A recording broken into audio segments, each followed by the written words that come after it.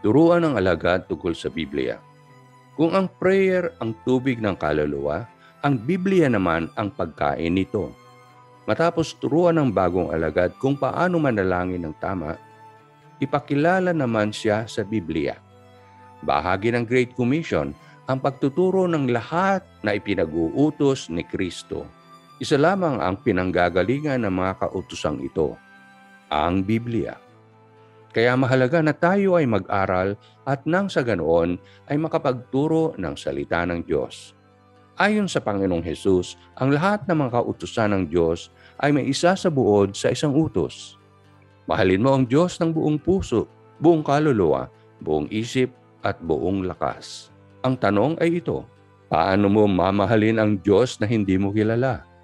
At paano mo makikilala ang Diyos kung hindi ka tuturuan tungkol sa kanyang kalikasan, mga katangian, kalooban at layunin? At paano makapagtuturo ang isang guro kung wala naman siyang nalalaman? At paano siya magiging maalam kung hindi siya mag-aaral?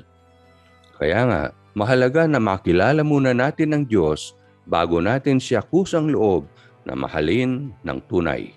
Kailangan tayong mag-aral ng kanyang salita.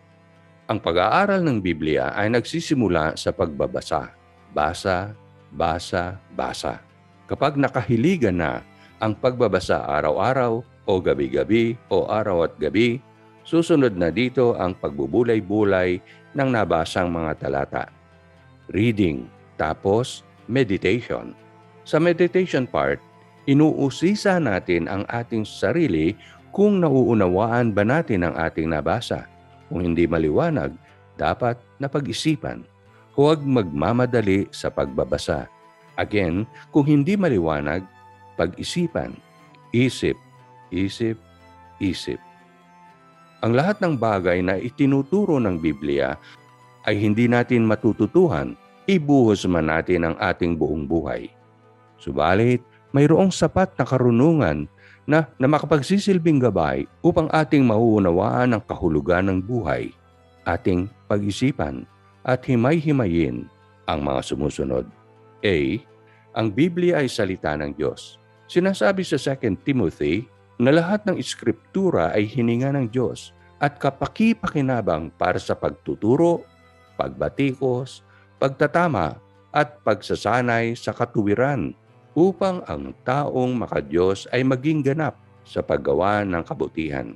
Ang sinasabi naman sa 2 Peter 1 na dapat nating maunawaan na walang propesiya ng Eskriptura na nanggaling lamang sa interpretasyon ng propeta, sapagkat ang propesiya ay hindi kailanman nagmula sa kalooban ng tao, ngunit mga taong nagsalita para sa Diyos habang sila ay akbay ng banal na Espiritu.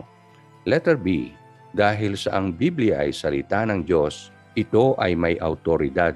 Dahil sa may autoridad, ito ay walang taglay na kamalian sa kanyang original na pagkakasulat.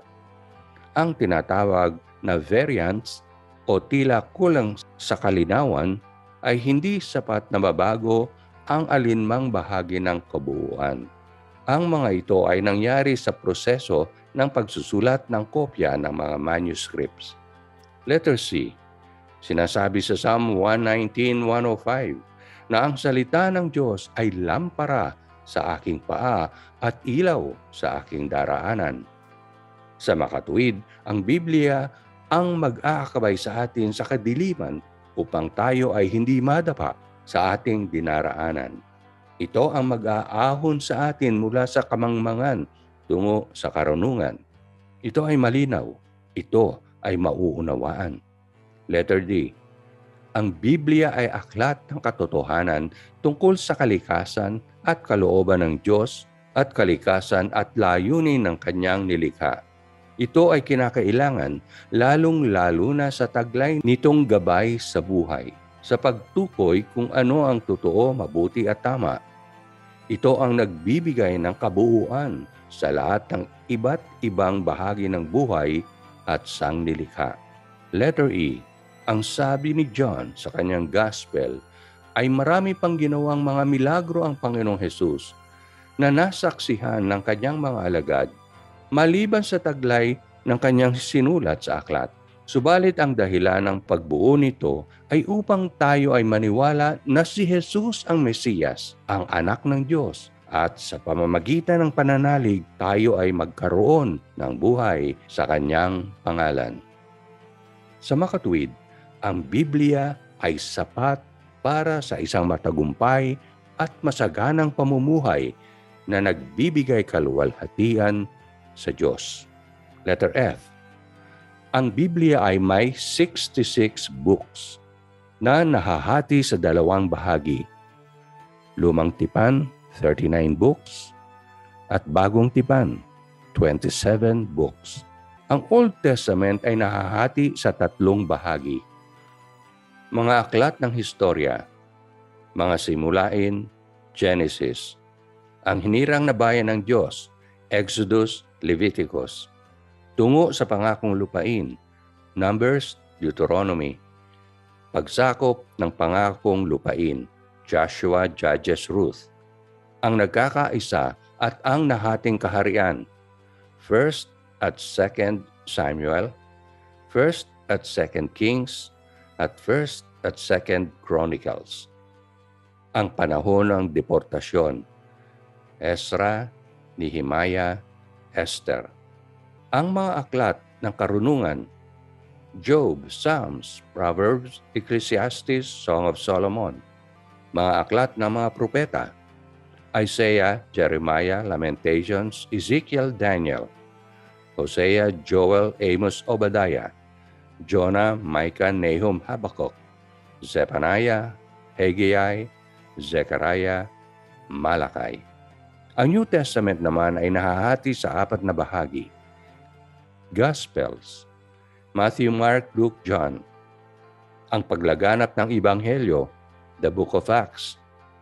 Mga sulat, Romans, 1st and 2nd Corinthians, Galatians, Ephesians, Philippians, Colossians, 1st and 2nd Thessalonians, 1st and 2nd Timothy, Titus, Philemon, Hebrews, James, 1st at 2nd Peter, 1st, 2nd, and 3rd John, Jude. Finally, Revelation.